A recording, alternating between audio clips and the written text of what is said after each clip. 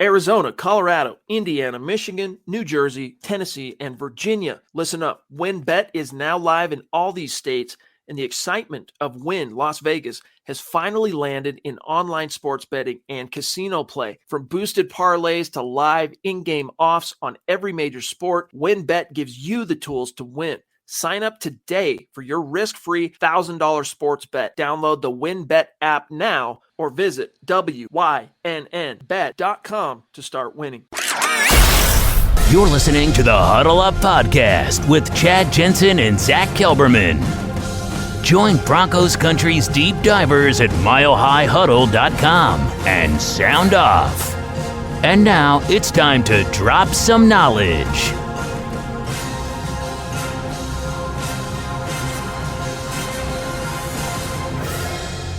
Welcome in. It is the Huddle Up Podcast, presented as always by Mile High Huddle, powered by Blue Wire Podcasts. I'm your host, Chad Jensen. With me, my fellow football priest. You know him, you love him, Zack Kelberman. Zack, and a little interesting ESPN article, kind of speculating, we could say linked, but not quite. It's more just kind of daydreaming, speculation type stuff. I'll pull up the article, but why is ESPN speculating on a great trade would be sending DK Metcalf to follow Russell Wilson to the Mile High City? You want to know why? And I'm being honest right now. It's because Rob Ninkovich is an idiot. Straight up. He's the former Patriots linebacker, is now an ESPN analyst, and this was his reasoning. He was on a roundtable on an ESPN show, Get Up, hosted by Jeremy Fowler, and they were asking, what is DK Metcalf's best suitor?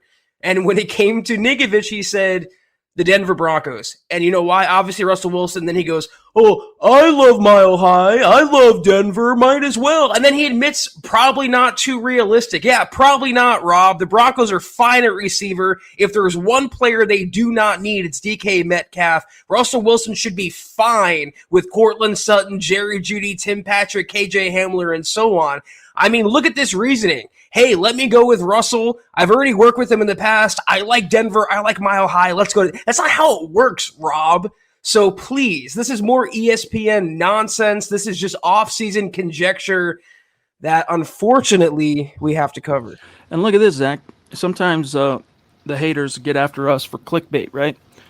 The actual tweet from ESPN, DK Metcalf could be on the move. I mean, come on now. We're not the ones clickbaiting. We're the ones telling the truth. Pure speculation here. Pure speculation. But, it just doesn't, the Ninkovich thing aside, it just doesn't really make any sense for Denver. Whatever it would cost to get him in the first place would not be cheap. It's DK Metcalf. This dude has produced quite prolifically since entering the league. What was that, Zack? 2019? Is that his rookie year, I think? But either way, the dude, he's really all Seattle has in terms of skill position. Now, Noah Fant's coming into that, but I don't know, man. Why would Seattle, unless they were completely planning on blowing the whole thing up, but 3 years into his career, it doesn't make much sense at all. I mean, he's in the last year of his rookie deal. Obviously, he's seen the contracts around the NFL with Tyreek Hill, Devontae Adams, Christian Kirk landing mega contracts. He's deserving of one. As I wrote, he outplayed his deal. But maybe Rob Ninkovich doesn't realize that it would cost a first-round pick and then some to acquire DK if Seattle even wants to trade him, which they don't. And the Broncos don't have a first-round draft pick because they traded that for Russell Wilson. And I don't think Seattle's going to take a 2023 first-rounder for DK's services. Just a ridiculous kind of story all the way around. One of the stories that I feel kind of dirty. I need a shower after writing, but it is news at this point of the offseason, and I just wanted to dunk on it a little bit. Feels good. Eagles writer Howard Eskin reported April 5th, quote, I've been told by multiple people when somebody calls Seattle about DK Metcalf, they said, we're not trading him. We're not trading him. They don't even take the offer. They just say, nope, and they just shut it right down. You can't even make an offer right now, Zack, for what it's worth, close quote. So, I don't know. Tom, thanks for the super chat, big dog. What's going on? He says, good evening. I don't think trading for him makes sense. He'll demand a huge contract soon, and I'd rather have Patrick and Sutton. I mean, that's the thing here, Zack. You have a very stacked and talented wide receiver position that's still young. I mean, it's still young. You don't need to go out and spend on on DK Metcalf because you also have Albert Okwuegbunam and you have a really good young running back. Like, relax, guys. Not to mention they're going to have a decision to make on Jerry Jeudy sooner rather than later, 2020 first round pick. This is another example. We talk about it all the time. We've talked about it for years of the national media having no idea what they're talking about in relation to the Denver Broncos. And this was another shining example of just that. I mean, if you want to propose the Broncos would trade for an edge rusher, an inside linebacker, a cornerback, a tight end, that's one thing. But receiver, it's the one position they do not need. And I do not understand why they did. James Webb also jumping in with a generous super chat. Thank you, my friend. Great to see you in the chat. Along with Dave Millage up in Canada. What's good, bro? Very generous of you. Thank you, my friend. Helps keep the lights on here at MHH Central. He says, good evening, Chad, Zach, and Scott, and everyone in the chat, of course. Any chance Russell Wilson goes the Tom Brady route and takes less money? It's possible, perhaps, if we get a sniff at the playoffs this year. Seems Russ genuinely wants to be great. I don't know. I don't think the Broncos are, I should say, really in a position where they need to like go to Russ and say, hey, can you take less? Like, this isn't the Denver Broncos circa 1996-97 when John Elway did significant restructures of his contract as a player so that the team had the cap space to go out there and sign Neil Smith, who helped them win 2 Super Bowls, and other players as well. So Howard Griffith, another one that they can thank John Elway for moving some money around for the team. I don't really see it, but I don't know if Russ is that kind of guy. He's not making that much money now, so right. It kind of would imply that he's all about whatever, as long as I'm recognized for and I'm taken care of, I just want to win. Yeah, that's what I was thinking as well. I mean, you're going to have to pay him commensurate to what the market bears, maybe not resetting the market at the 50 range, but I think 45 is a lock depending on when they get this deal done.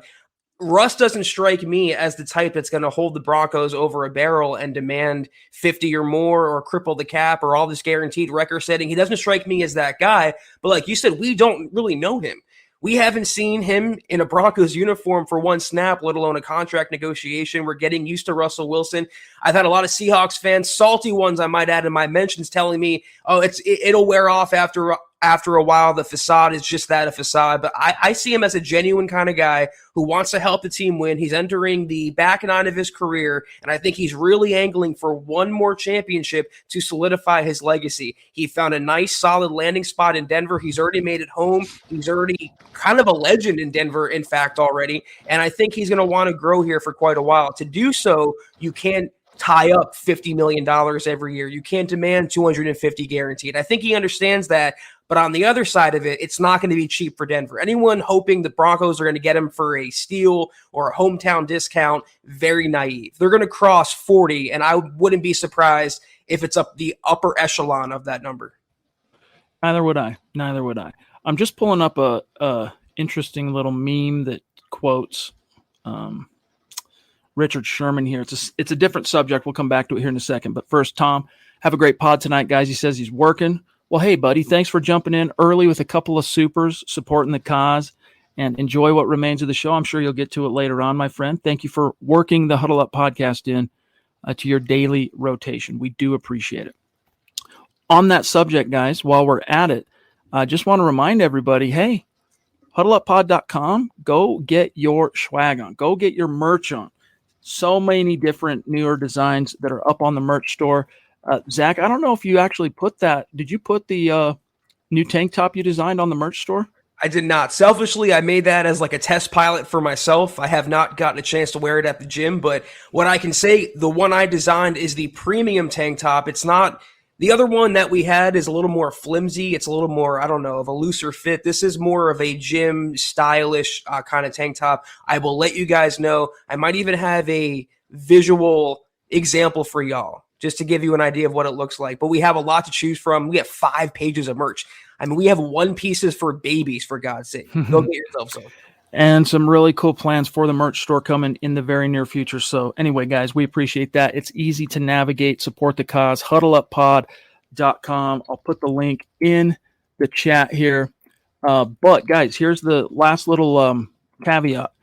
If and when you buy something off the merch store, you got to send us that. It's a DM, shoot us an email, milehighhuddle@gmail.com, of you rocking the gear, because we love throwing that up on our Instagram page in particular and flexing for you guys. That's right? true too, though. James says you need some pet merch. They didn't have it on our providing store for a long time. I haven't looked at that for a while, but I'll go check it out, bro. Just for you, big dog. Just for you. Okay, Zach, I kind of got a kick out of this. Well, let's grab Tom first. We have a great cost-effective wide receiver group, super chat number 3 from my dude, Tom. Thank you, Tom. Take advantage of it on this cost-effective wideout group and put the money elsewhere, not in another receiver, O-line, corner, edge. Yes, amen, bro. Till the cows come home. We are sharing a brain with you, big dog. I mean, I like how someone pointed out, I didn't mention this in my little rant, but in that ESPN segment, his co-host, I forget who her name is, she said, well, Denver stacked. They don't need DK Metcalf. They're fine at receiver. Then he's like, oh, yeah, you're probably right. So I don't know why that was even a thing. I don't know why he thought Denver would be a possibility, but that's the low-hanging fruit when you connect Russell Wilson to DK. From Richard Sherman on the rookie campaign, Zach, of Patrick Surtain, quote, his rookie tape is teach tape. Was Patrick Surtain that good, Zach, to where, Yes. This is the tape that coaches are showing in the film room for new, young, even veteran corners? This is how you do it. Well, I mean, he wasn't perfect, but he didn't look like a rookie either. Every time I watched him, he looked like a 10-year vet that was pulling off advanced moves out there at cornerback and locking down receivers in one-on-one coverage and, really playing in a secondary and a defense that was in flux, a lot of injuries. I don't think the scheme was super beneficial to any player on that defense. This is a guy you build around. This is going to be an all-pro in year 2. I will put money on that. I've heard he's the next Champ Bailey. I would tend to agree with that. Lofty comparison, but he has all the tools and all the upside to make that happen. I am one of Patrick Surtain's biggest fans. This kid is a superstar. Patrick Surtain's stats could have been static exactly the way they were as a rookie. If the Broncos are a playoff team, he's a Pro Bowler. He's voted to the Pro Bowl. He suffered. He's a good example of a all-pro / Pro Bowl caliber player who turned in that level of a performance, that level of a body of work, but he doesn't get the recognition because from a collective perspective, the Broncos profile is not enough to be front of brain when it comes time for players, for coaches, and fans who participate in the Pro Bowl voting. But this dude, Zach, put down a Pro Bowl caliber performance. Champ Bailey, for what it's worth, the only year you can really speak to of his prime that he did not make the Pro Bowl was his rookie year. So maybe he will indeed follow Champ Bailey. I mean, again, I would put money on Patrick either being a Pro Bowler or All-Pro or both. I think he's going to benefit from Evero's scheme. He's going to play more aggressive man, press defense, and I think he's going to have more interceptions. He's just going to be, regardless, he's scheme independent. You mentioned if the Broncos had a winning record or not, he should have been in the Pro Bowl regardless. He's one of the guys that will have the name recognition around the NFL like his father did. He's going to carry on that lineage very nicely. By the way, it's raining mighty hard here in these Rockies where I'm at right now, Zach. Can you hear rain through my mic? Or... Yeah, it's like ASMR. I'm kind of enjoying it. I actually turned my mic up a little bit. I'm going to try and be mindful when I'm not speaking to have the old mute button on. Phil, what's good, bro? Appreciate you, my friend. Good to see you. And what is this about monkeys? Monkey Bites wants to know, does anyone else in here have pet monkeys? Look, monkey in the profile pic on YouTube, Zach, with a Broncos jersey on. Yo, legit. Let me tell you something, though. In my wildest dreams, I want a finger monkey. Have you ever seen a finger monkey? It will give you that, I don't know, you ever seen like a baby? It's so cute. You want to pinch it, but you don't. Of course, you would never want to hurt it, but you're just like the anxiety of how cute that baby is. You're like, it's like that when you see a finger monkey. Check out finger monkeys. Michaela, the Dutch is throwing down. What's going on right now? We definitely need some pet merch. Look, we're talking monkey jerseys coming soon to huddleuppod.com if you mind your P's and Q's. Sponsored by Monkey Bites, which I thought was something you'd find in the mall somewhere, but we definitely appreciate all the monkey shout outs. And yeah, we'll try to get some pet merch if it's on there, not Mercy. And pet Mercy. It's good to have too. Oh, dude, this is what I'm talking about here. Dude, I got to show you this real quick. All right, this will trip you out. Oh, I always forget I can't touch my screen. It's not a touch screen, but check this out just real quick. All right. For craps and giggles. Okay. finger monkey. I present to you. Look at this little finger monkey, dude. Depending on where you're at in the country, though, well, that's maybe blown up a little too big. Let me go down 2 spots. There we go.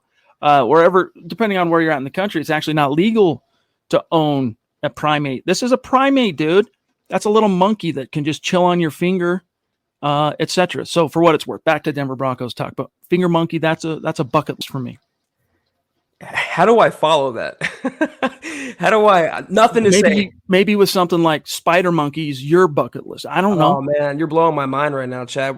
It's the the Finger Monkey podcast presented by Overtime. It is the off season. I mean, what are you going to do? That's true. Charge it to the game. Gary blah blah. What's good? That's a newer name. Do you recognize Gary blah blah? Are you related to Bob blah blah? No, Bob Law. Bob blah blah? Yeah. Are you related to Bob blah blah? Right? I'm just like, do you know who I'm talking about? Dude, Arrested Development, Scott Baio's character, Bob blah blah. He's a stereotypical lawyer. But Gary, welcome. Best podcast ever, says Gary. Thank you, my dog. Big respect from Montreal, Canada. Very cool. Who is your hidden gem from this year's draft? For Gary, he says, me, it's Khalil Shakir, the wideout from Boise State. That's a good question. Troy Anderson probably for me, and he's not so hidden anymore. Right. But there are some really, really good prospects out there that are starting to emerge, some of which aren't. I'll show you a couple things here, guys. You got to trust me on this, guys. Gary and everyone who's interested in the NFL draft and getting to know the prospects. This is milehighhuddle.com. All right. This is the mothership, as it were. If you click on the draft tab, it takes you right here. And in the draft tab, you will see all these breakdowns of different draft prospects, and it's all about how do they fit with the Denver Broncos. A lot of them are top 100 caliber prospects, Gary, so it's not necessarily talking about hidden gems per se, but if you want to learn about who's who and how they could perhaps fit with your Denver Broncos, go check out nobody in Broncos country, nobody in Denver media, trust me when I say this, does NFL draft with the expertise and comprehensive reach of Mile High Huddle. And that's from the written stuff, as you'll see on the site, and these podcasts, especially Broncos for Breakfast, Dove Valley Deep Divers, and Building the Broncos. Yeah, I guess I'll take the cop out. A couple guys that I've written about recently I do like. I like Hassan Haskins, the running back from Michigan, and Isaiah Thomas, the defensive end / edge from Oklahoma. Middle round guys. I mean, in this draft class, especially with the Broncos not having a first round pick, I'm focusing more on the late round, day 3 potential hidden gems, and those are 2 guys I love at 2 positions of relative need for the Broncos. Yeah, this is one I read up on with Eric. I think it was yesterday. Boye Mafe from Minnesota. Interesting cat if he's there in round 2. The Broncos need edge. Now, we're getting off the beaten path of Gary's original question about hidden gems here, but don't sleep on Mafe.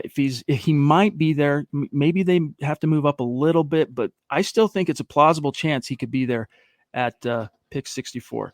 John Chance, what's good, bro? Again, I got to give you props for that formidable mustache, my dog.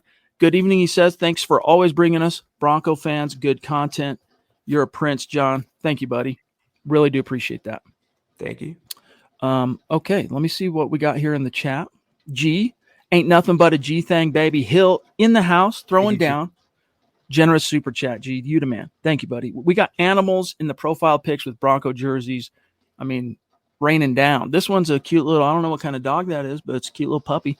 Good evening, Chad and Zach. We don't need DK Metcalf, I think, right? Free agency, Philip Lindsay's the only player I bring in, which probably won't happen. Go to the draft, get the best player available at needed positions, and go play footy ball. Let's ride MHH for life. Thank you, buddy. I told you guys last night, I would not be opposed whatsoever. I mean, if Philip were to come back, it's not realistic. I'm not trying to get your guys' hopes up here, but I don't think, Zach, there was as much acrimony per se between George Payton and Philip Lindsay as maybe the perception might be. I think basically if there was any acrimony at all, it was George saying, look, here's the original round tender. That was a disappointment because to Philip, cost him $1 million what he was expecting at a second round tender, for example, but they ended up going original round, taking him from like a $3.5 million payday for 2021 down to just over $2 million. That was a disappointment. He didn't like that. And so he pushed back and said, look, if you're not going to at least second round tender me, rescind the offer and let me go test the market, because I know I can find that kind of money out there.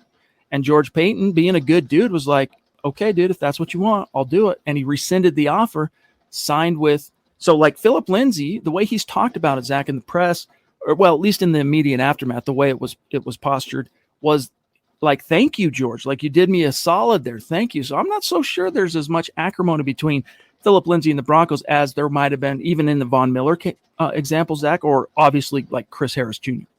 Yeah, you might be right. I mean, maybe there's not acrimony or bad feelings on George Paton's side because he felt like maybe he was doing Philip a favor by releasing him and he was honest and frank with him. But with Philip Lindsay, not only did they bring in Melvin Gordon at $8 million, they never made a push at all to sign Lindsay to a long-term deal. And he did the same things for the organization that Melvin Gordon did. You know, he was a Pro Bowler at one time. He was like the future at the position at one time. And he went from angling for a long-term deal to getting his tender rescinded and being worth nothing in the Broncos' eyes. So I don't know how much he want to come back to Denver beyond visiting and being back in his home state again and having that sort of nostalgia. I think he moved on when they decided not to pay him and not to reward him, which I think they should have for his services to that point. By the way, I just happened to glance at the analytics, Zach, and that DK Metcalf story is on fire right now. People are reading the snot out of that thing. Robert, what's going on, bro? Good question. He's a dedicated daily listener, viewer on YouTube. We're going to grab this question. Thank you, Robert, for being with us every single day. He says, what is the must-have position to draft at 64? For me, Zach, it boils down to edge, tackle, really edge and tackle. Those to me are the two, like, if it's anything other than that, you got to really sell me on who it is. And maybe it's, you know, like a really lucky guy that fell and the Broncos get lucky that it's not a tackle and it's not an edge. Maybe it's a corner, maybe it's a linebacker, whatever. And you just don't look that gift horse in the mouth. You just take him. But to me, the biggest issue is tackle and edge rusher in terms of needs for 22 and Zach beyond. I mean, we came into the offseason on this podcast saying the Broncos had 3 needs to fill in the offseason, and that was quarterback, right tackle, and edge. And they filled quarterback. They haven't done so much at edge. They have a couple placeholders there right now.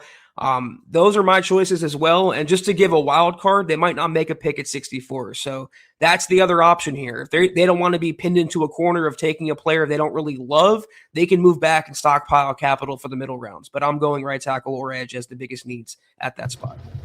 Beyond that, hey, let's look at corner depth. Let's look at off-ball linebacker. Let's look at tight end.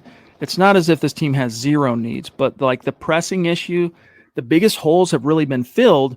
I'm still just a tad bit nervous about right tackle and edge, though. So Andrew Baker, what's good, bro? We get to talk with Andrew, right? Let me make sure I'm not tripping on this here. And guys, sorry, it's coming down like a sucker. No, it's this week. It's Ed, and then Andrew. Kayaka's the 20th, and then Andrew is. I got to look. My phone's being weird right now. Andrew, I'll look at our email thread to remind myself of that. But he says, hi, I see various grades for George Paton, but man, it's an all-out A, in my opinion. I'm curious how his board looks in this draft, but I'm not sure what more he can do that he hasn't done already to bring us a championship. Well, you got to bring that. The championship itself, that's the biggest thing, Zach. Remember the dream team, Philadelphia Eagles? What was that? The 13 Eagles, maybe it was. It's 2010.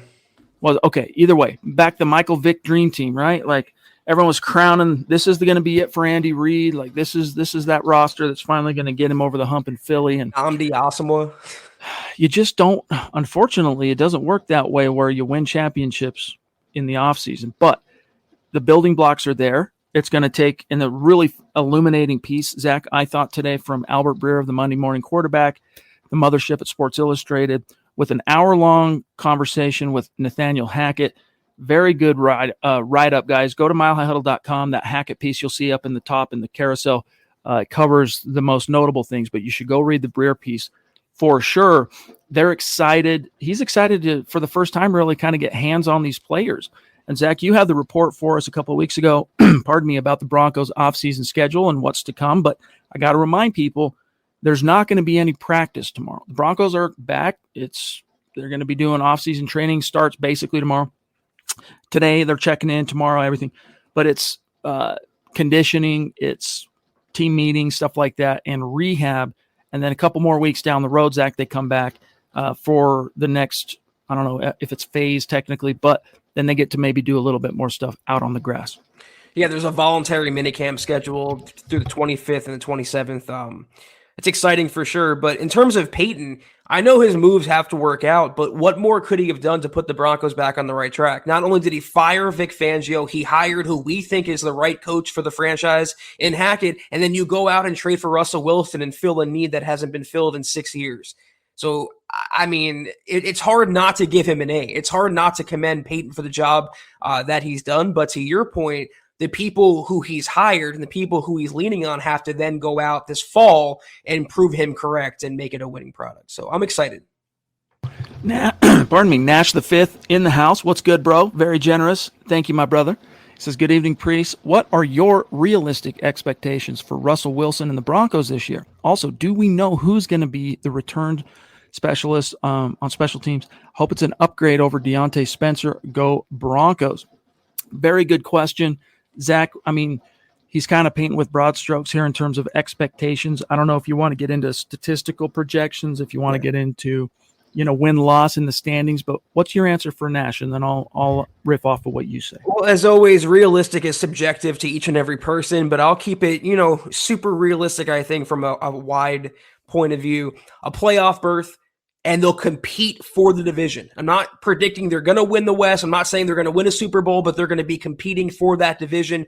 I still think 11-6, 12-5 is a realistic expectation for the Broncos because, I mean, what major hole do they really have? You look this roster up and down. Yeah, there's not superstars at every spot, but that offense is freaking loaded. That defense was already good. They're going to be more aggressive.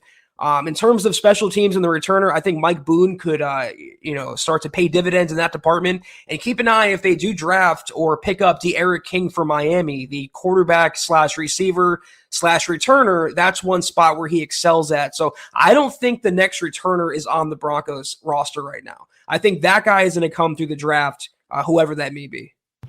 If they had to play football tomorrow, it's probably Tyree Cleveland.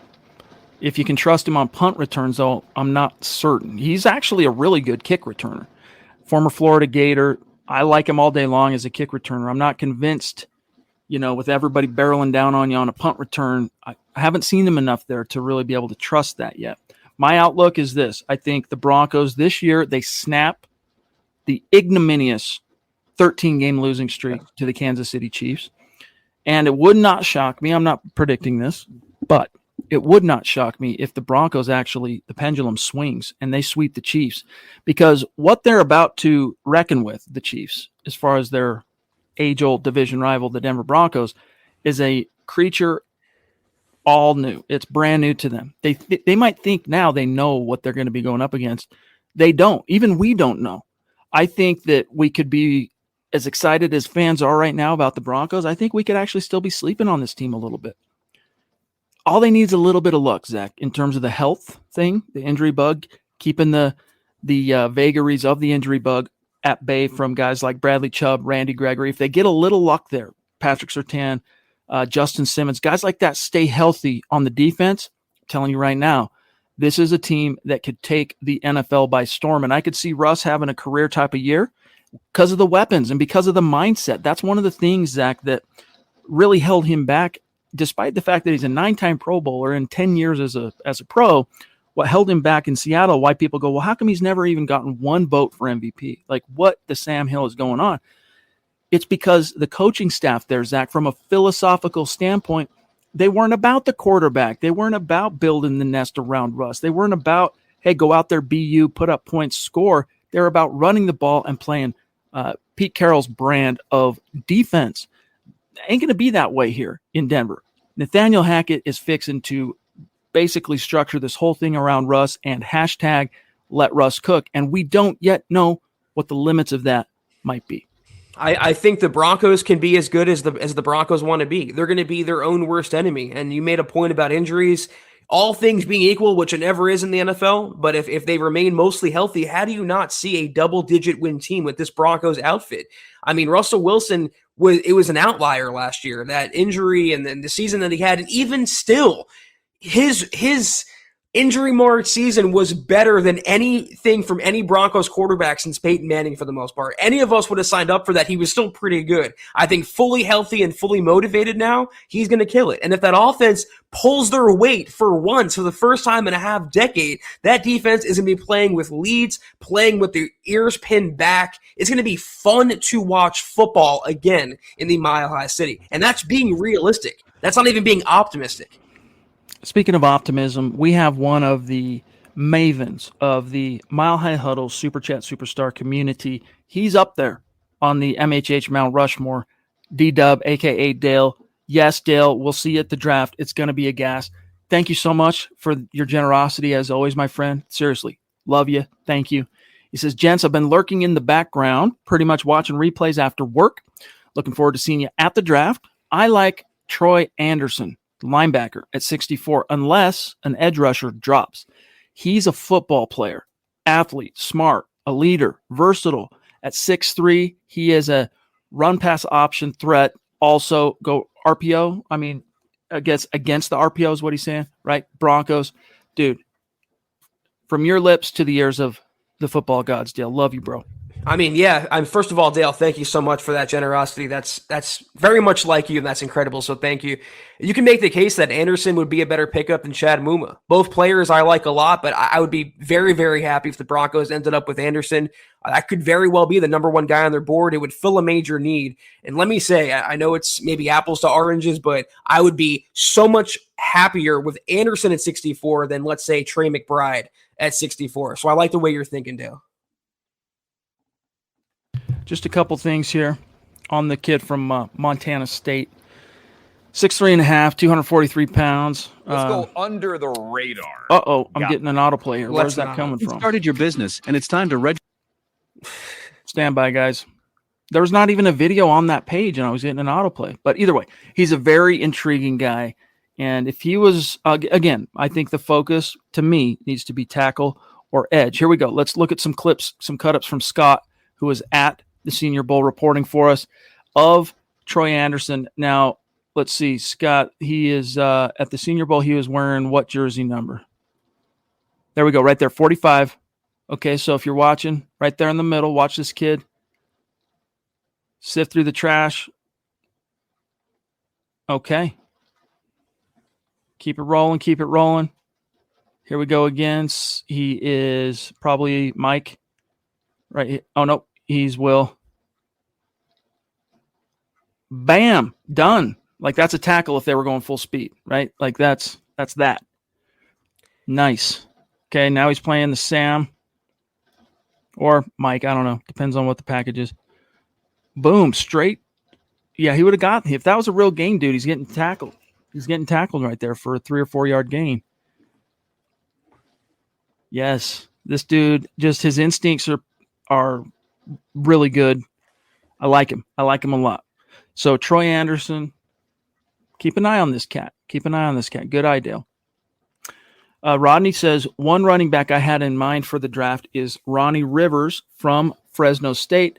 I thought he was impressive. I haven't spent that much time looking at Ronnie Rivers, but I'll put him in the old rotation. Check him out, Rodney. Yeah, if he's a late round guy, I'm all for it. Again, I like Hassan Haskins out of Michigan, but there's some talented runners. But the big debate is, do the Broncos take one on day 2 in the 2nd or 3rd round? I don't think they should. I think they should wait on that. They're good.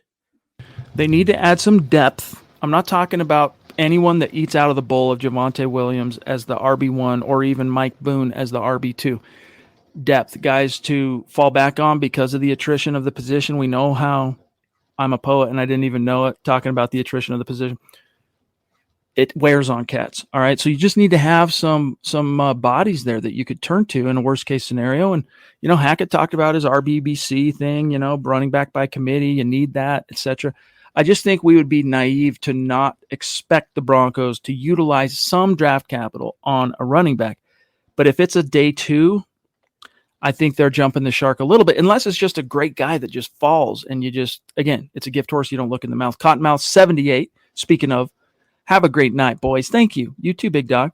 Dealing with a 10-month-old cutting 3 teeth on my end. Very angry little boy. Hey, dude, I feel your pain, my dog. My little boy right now is going through the same. Theo, he's, when that happens, it's really weird. Some kids are different than others, but our kids, for whatever reason, when they teeth, obviously they do get angry. They're ornery and all that because they're in pain, right? But our kids also get the runny nose and they get the fever when they teeth. So you're always going, is this kid sick? Oh, no, he's teething. He'll be fine. Big Kid Rook throwing down. What's good, bro? Do you think Breece Hall will be available at pick 64? I don't know. Let's see what the mock draftable. Let's see. Let's take a look. If this will pull up. There we go.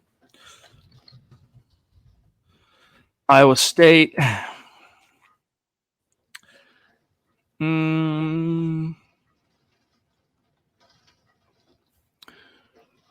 I don't know. Here is I don't think measurables. I don't think it should matter from the Broncos' point of view. I mean, in the interest of you throwing down a very generous super chat, my friend, thank you. I'll show you this. His comparison to a few names you might know. Jonathan Taylor, all right, who took the NFL by storm recently, been compared to Joseph Adai. Also, Donald Brown, he of the former Peyton Manning offense fame. I don't know. I think, yeah, he'll be there in the second round, but you don't want to use the second round pick if you can avoid it. No, I don't. If the Broncos take a running back in the second round 2 years in a row, I start getting a little uncomfortable, like the tail end of the John Elway era in Denver. Again, guys, give me one argument why the Broncos should take a running back in round 2, besides having depth. Give me one argument. Nothing against you, Big Kid Rook. I appreciate your super and your contribution, but they don't have a need for it, and there's no case to be made for it. None. Lawrence says, I don't know. I think he tried selling Hackett too much when it was really just to entice Rodgers and had to pivot when we could steal him. I don't know. I think he tried selling Hackett too much. Peyton? Yeah, I'm not sure exactly what you're talking about here, my friend. Trying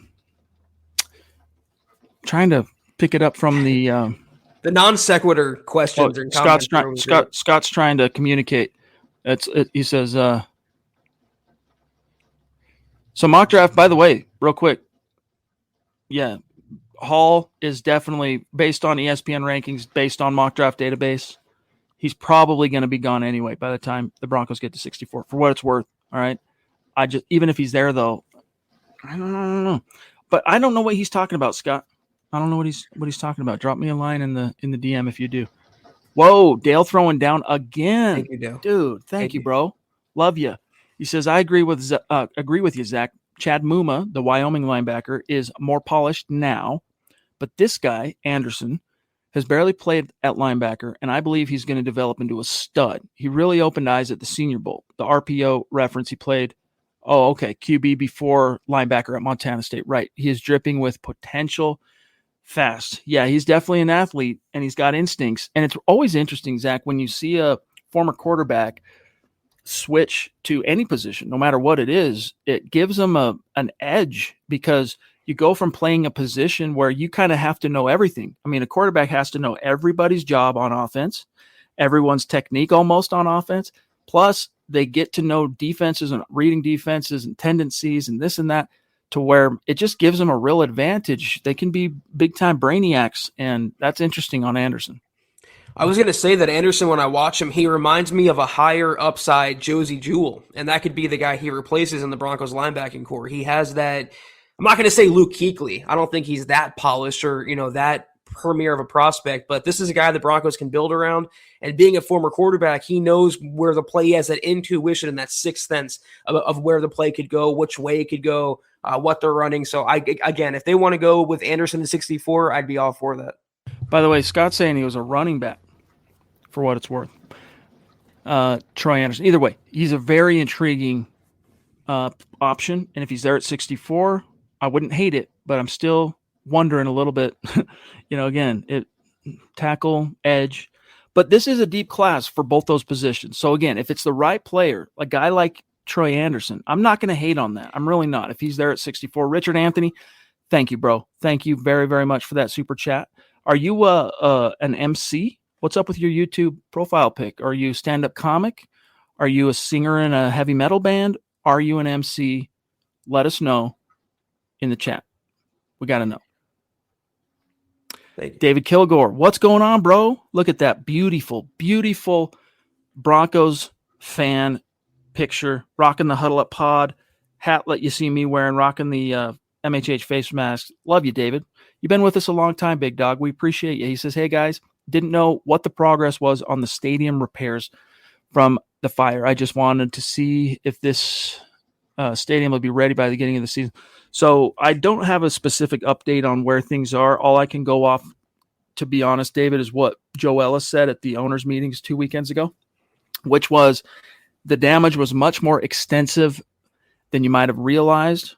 And there is no guarantee that it's going to be ready by the season. The stadium will be fine.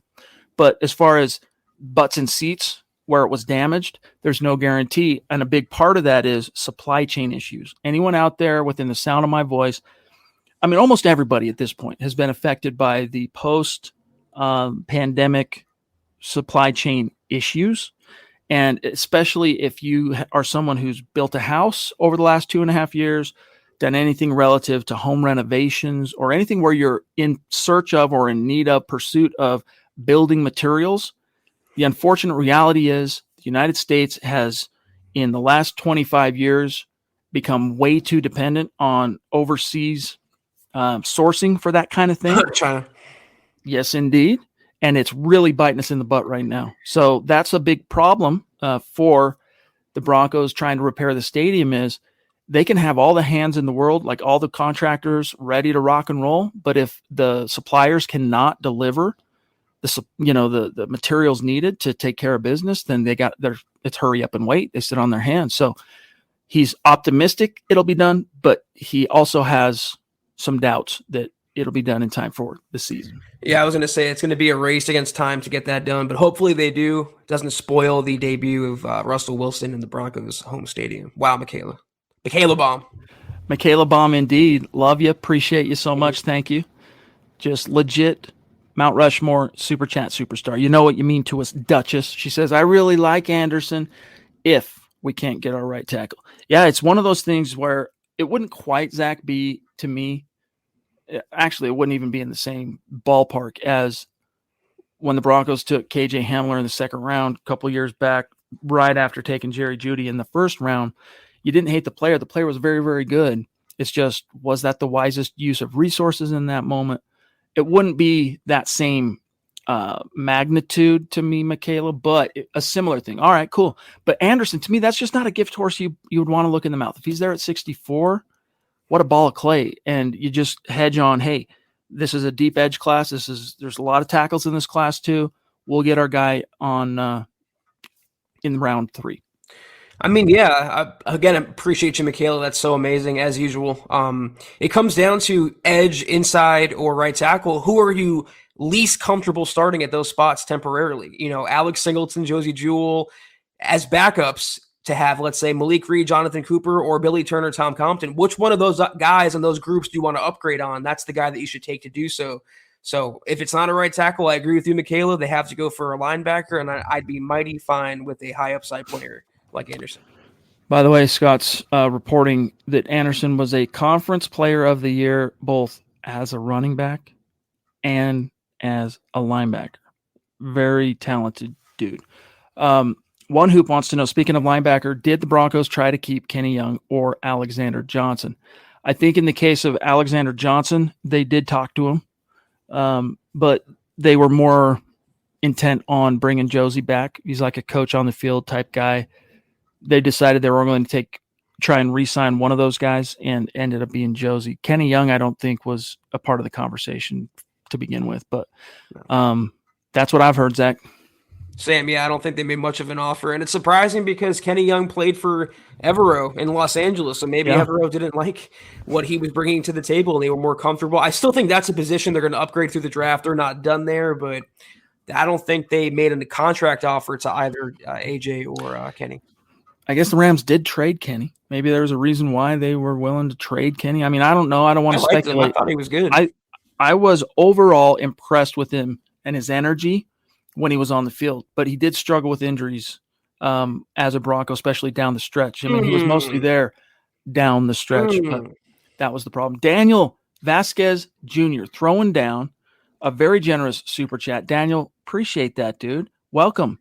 It's 2 of them. Yo. Thank you. He says, I'm glad the Broncos re-signed Kareem Jackson. I am too. This is not particularly a topic Zach and I share a perfect brain on. We do on a lot of stuff, but this is not one we're perfect in alignment on. I'm stoked on Kareem coming back at the price they got him back. Zach, your thoughts? I'm good with it. You know, he's a locker room guy, some veteran experience in that secondary. Simmons loves him.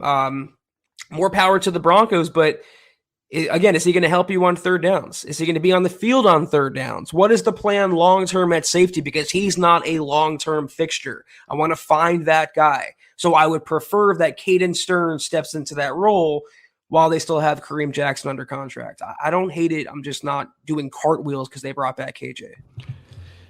He could be viewed as kind of a missing piece, perhaps, but just don't look at him in terms of just kind of finishing touches on having all your horses you need to on defense. But I don't think he's like the difference between Broncos winning the AFC West and not.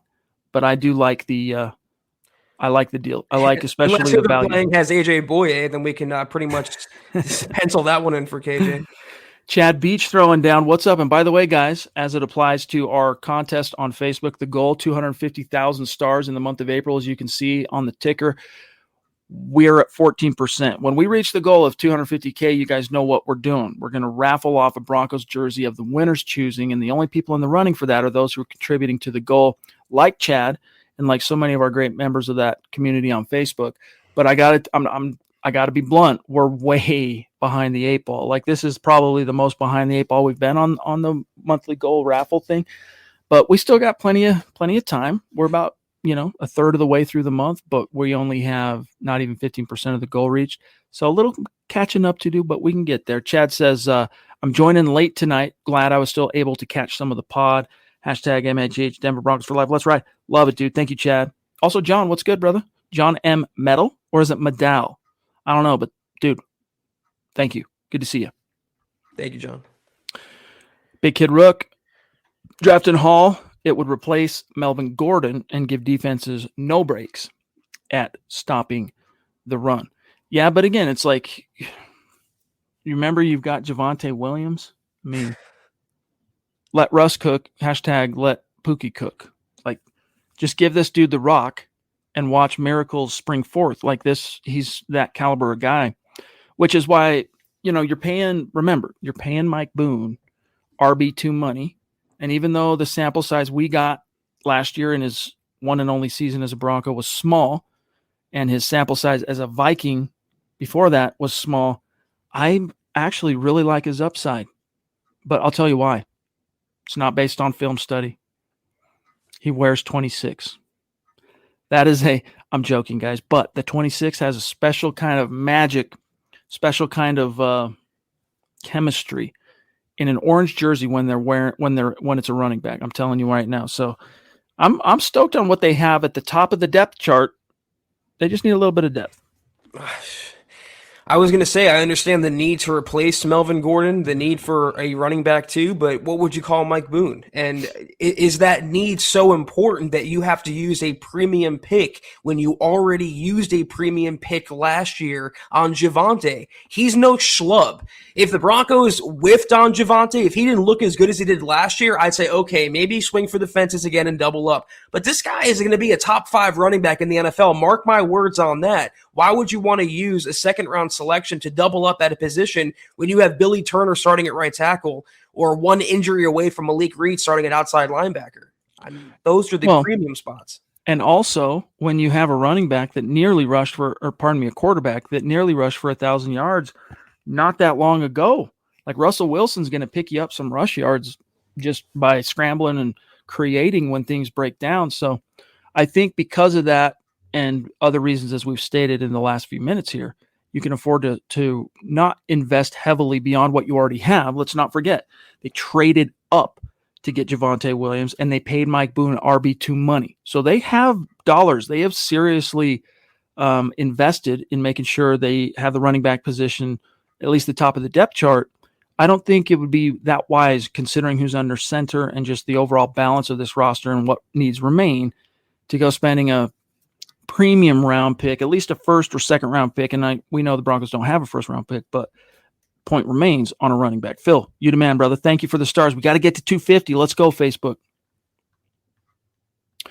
Shout out to Michael Ronquillo, always throwing down and just being here every single night. Dude is dedicated. Zach, we're at 50 minutes, and we're about out of time here. So I'm going to take a quick look. Oh, no. Oh, no. I don't want to read it out loud just because. Oh, man. Diamond Rattler, you let us know if there's anything we can do to help you, my friend. Keep a stiff upper lip. That's tough, dude. That's tough. Keep a stiff upper lip. And, man, just be strong, dude. Be strong for your family, okay? Prayers up. I lost my dad in 2016, and I'll tell you, you never get over it. That wound never fully closes, but I promise you, Diamond, time does help heal it. I promise you that. Trust me on that. It will be better. Just try to battle forward. I don't want to give you pleasantries or cliches. That does the opposite of helping you. That just kind of just makes it worse. But I promise you, it will be better in due time. Just remember, your family needs you. Be strong. All right, we're about out of time here, guys. G. Hill jumping in again. Where is Tariq Woolen, cornerback, landing, and what do you think of him? You know what? I want to say, stand by 1 second here, Zach. Let me see something. I think it's not up there quite yet. Dang it, it's not quite up there yet. I know Eric's working on a Finding Broncos scouting report on Tariq Woolen. So that'll be coming to milehighhuddle.com here in the very, very near future. But he's an intriguing young prospect. Redshirt senior, 6'3", almost 6'4", 205 pounds, 79-inch wingspan, 33.5-inch arms. So he's got some length. Really like seeing that. He's interesting. Like, cornerback to me, Zach, it's kind of like the off-ball linebacker thing, like we were talking about Anderson. If you just said, hey, Chad, what's your wish list for the Broncos at 64? There's a few tackles and a few edge rushers that in a perfect world I would hope might be there. But linebacker, corner are two other kind of underrated needs for this team. So Tariq Woolen, though, very intriguing guy. I'm not sure what his draft stock is, though, Scott, on Tariq Woolen, but we'll circle back on that, G. This might be a bold take, and correct me if I'm wrong if you disagree, guys, but I don't think the Broncos use a high round pick on a cornerback. I think they like the depth there. They have Ojemudia, they have Essang Bassi, they brought in K'Wan Williams. Obviously, they have Pat Surtain and Ronald Darby. They might, and they probably will pick up a guy in like the 4th or 5th, 6th, but I don't think they're going to use a second or third round pick on a cornerback. He's projected a second round guy, according to Scott. And his pro comparisons, as far as mock draftable is concerned, is Xavier Rhodes, 70 percentile. Akello Witherspoon, former CU Buff. Let's see who else here. J.C. Horn, who went last year with Patrick Surtain. And Jalen Ramsey, to a lesser extent, 67.8% sharing in traits. So wouldn't surprise me. He's going in the second round. And again, it's one of those things where it's a premium player, and it's still a need position, so I wouldn't hate it. But I'm still wondering, okay, what's the plan for edge depth? What's the plan for tackle? I mean, ideally, if they want to move down from 64 to like 70 and pick up a third or a fourth and take him, I'm fine with that. But I feel like, again, maybe I'm overemphasizing the need too much. But right tackle, edge, inside linebacker, those positions to me come first. All right, guys, we got to kind of rapid fire from here.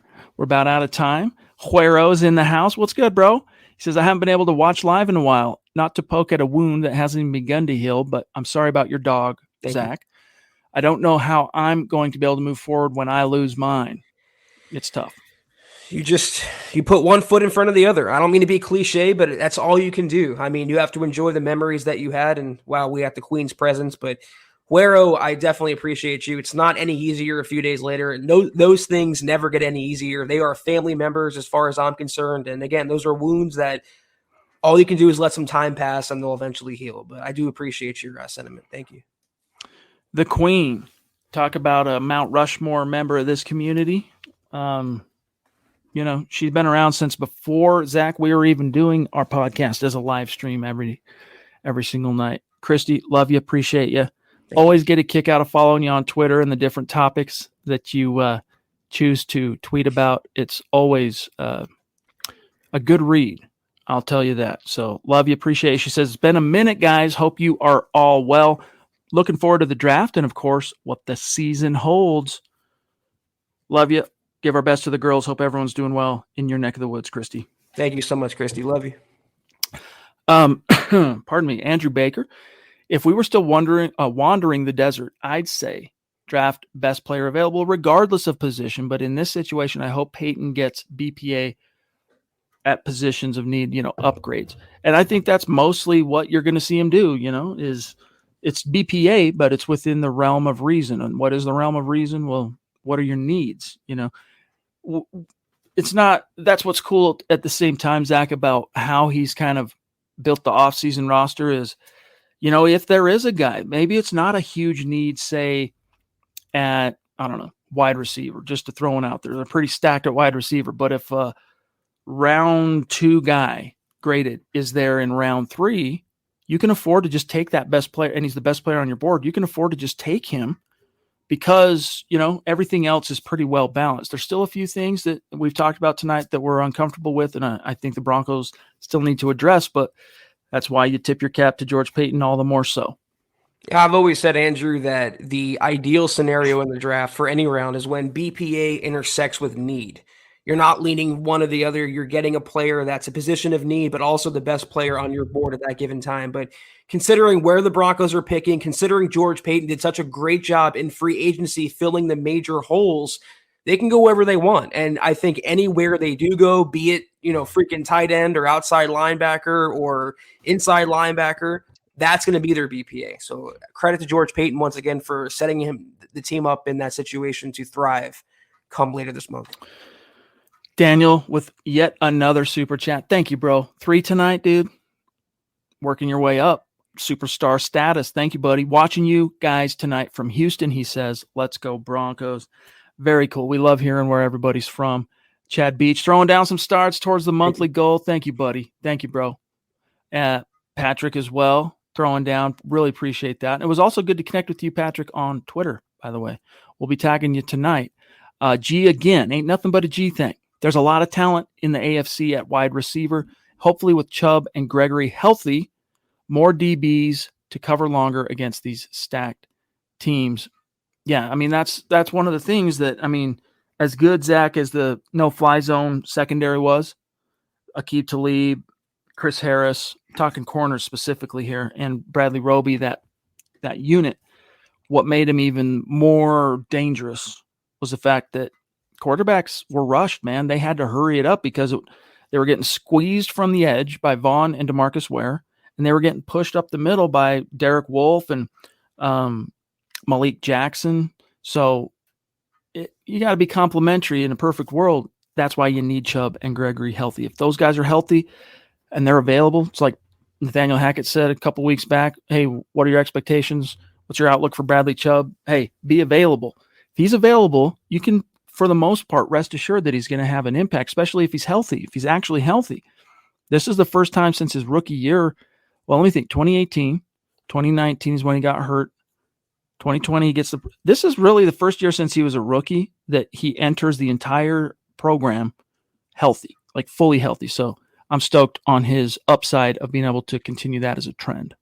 Being realistic, though, what are the odds that both Chubb and Gregory are going to play a full 17-game plus schedule? You have to count on at least one of them missing time. Unfortunately, that will be the case more than likely. So you have to have premium depth, and I don't think Malik Reed is premium depth at either spot. All right, guys, last one, then we got to go for tonight. Darius Simmons and his profile pic. It looks like he is coming to us from Paradise. A couple of cheeseburgers in Paradise with Darius Simmons. Appreciate you, bro. And he's got a message for Zach. Sorry about your dog, Zach. Thank and you. I really need a shirt like that, Chad. LOL. Dude, every time I rock this on the podcast, people want to know where I got the shirt. I don't know. My parents got the shirt. That gum, I wish I could tell you, but just Google Broncos plaid. I don't know. Blue Cybert. Appreciate that, my friend. Also, Lewis Condon. What's up, dude? Or Lewis. Joined late. Don't know what you've been talking about, guys, but I'm excited for this season. Well, hey, it's better late than never, my dog. Appreciate you guys, Zach. If you want to do the rundown, I'll pull up our shout-outs for tonight. Yes, sir. Thank you so much, guys, for your I say amazing a lot, but it's the definition of amazing because you leave me in amazement every single night. Thank you so much, Dale, Michaela, everybody else, Christy, the Queen. That was the Huddle Up Podcast. We are off tomorrow, back on Wednesday, same time, same place. In the meantime, follow us on Twitter at Huddle Up Pod. You can follow the main account on Twitter at Mile High Huddle. You can follow Chad on Twitter at Chad and Jensen. You can follow myself at Kelberman NFL. Follow Scott on Twitter at Scout Kennedy. We mentioned it once. We'll mention it again. If you want some swag like myself or Chad's wearing, go to huddleuppod.com. We'll get some pet merch up in that store. Maybe not monkey shirts or monkey onesies, but we'll have pet merch coming. I promise you that. If we can make it happen, we will. And facebook.com/MileHuddlePod. Like that page. Follow that page. Guys, if you haven't, please go to Apple Podcasts and leave your football priest a 5-star review for a chance to win. Maybe it could be a pair of shorts for your pet, could be a hat, could be a shirt, could be anything each and every month. But if you can't do those things, please do these 3 things. Subscribe, like, and share this video and every video you see on the MHA channel. It really helps us grow and reach more Broncos fans just like you. Hey, also I want to shout out some great supporters like Clayton and Albert, Greg Smith, Leroy on Facebook, Mike S., James Hyatt on YouTube.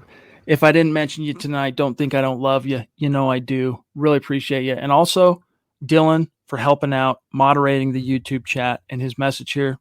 You heard Zach say it. Listen to Dylan. Listen to everyone else. Helps us out. Hit that like button. Nay, smash the like button. But here's a shout out to these great supporters on Facebook tonight. Chad Beach throwing down. Thank you, buddy. Andrew Baker throwing down. Phil, Blue, John M. Maddow, John Chance, Rodney Garcia, Patrick, Lawrence, Lewis, and then our great Super Chat superstars tonight, starting with Tom, James, Webb, Dave, the Duchess, Gary blah blah, Ain't Nothing But a G Thing, Hill, Nash the Fifth, Cottonmouth 78, Big Kid Rook, D-Dub, Legendary Dale, Cross the Pacific in Paradise, Richard Anthony, David Kilgore, another legendary figure, Daniel Vasquez Jr., really appreciate you throwing down tonight, my friend, Big Kid Rook, Juero Vidal, Darius Simmons, and last but certainly not least, Christy, the Queen. Much love and respect. We'll see you guys Wednesday night. Take care, and as always, guys, go Broncos. You've been listening to the Huddle Up Podcast. Join Broncos Country's deep divers at milehighhuddle.com to keep the conversation going.